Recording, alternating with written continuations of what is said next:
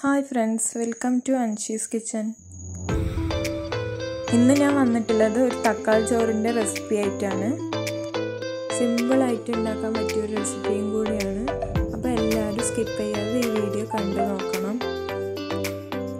ഇത് ഉണ്ടാക്കാൻ വേണ്ടിയിട്ട് ഒരു ചട്ടി അടുപ്പിലേക്ക് വെച്ച് കൊടുത്തിട്ടുണ്ട്.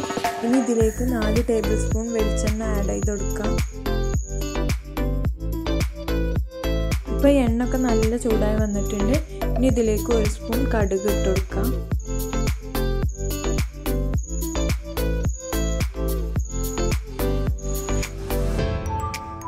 കടുകൊക്കെ പൊട്ടി വന്നിട്ടുണ്ട്. ഇനി ഇതിലേക്ക് ഒരു ഉണക്കമുളക് 2 പീസാക്കി ഇട്ട് കൊടുക്കണം. ഇനി 3 പച്ചമുളകും കൂടി കീറി ഇട്ട് കൊടുക്കാം.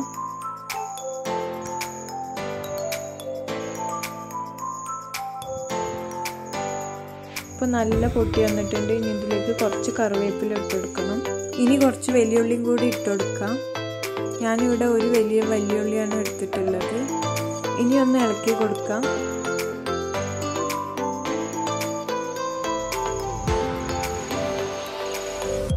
ഒരു സ്പൂൺ ഉപ്പും കൂടെ ആഡ് ചെയ്ത് കൊടുക്കണം.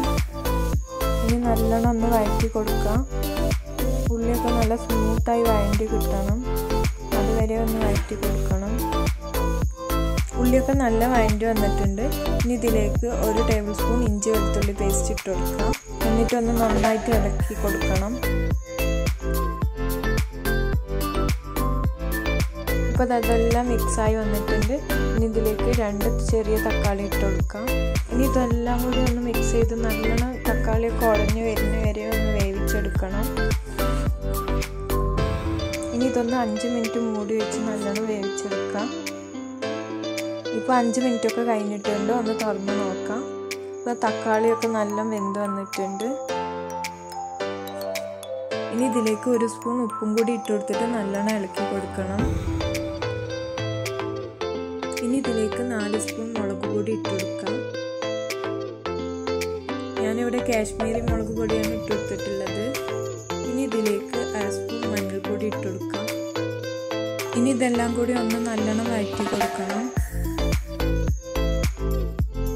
ഇനി ഇതിലേക്ക് കുറച്ച് മല്ലിയില അരിഞ്ഞതും കൂടി ഇട്ട് കൊടുക്കാം. ഇനി നല്ലോണം മിക്സ് ചെയ്തെടുക്കണം. ഇനി ഇതിലേക്ക് ചോറും കൂടി ഇട്ടിട്ട് നല്ലോണം ഒന്ന് മിക്സ് ചെയ്തെടുക്കണം. ഞാനിവിടെ 3 പേർക്ക് കഴിക്കാനുള്ള ചോറാണ് എടുത്തിട്ടുള്ളത്.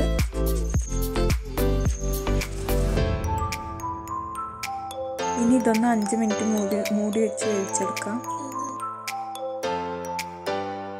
ഇപ്പോൾ തക്കാളി ചോറൊക്കെ നന്നായി റെഡിയായി വന്നിട്ടുണ്ട്. ഇതെല്ലാവരും ഒന്ന് ട്രൈ ചെയ്ത് നോക്കണം. ഇഷ്ടപ്പെട്ടോ സബ്സ്ക്രൈബ് ചെയ്യുക. തൊട്ടടുത്തുള്ള ബെല്ലൈക്കൺ കൂടി ക്ലിക്ക് ചെയ്യുക.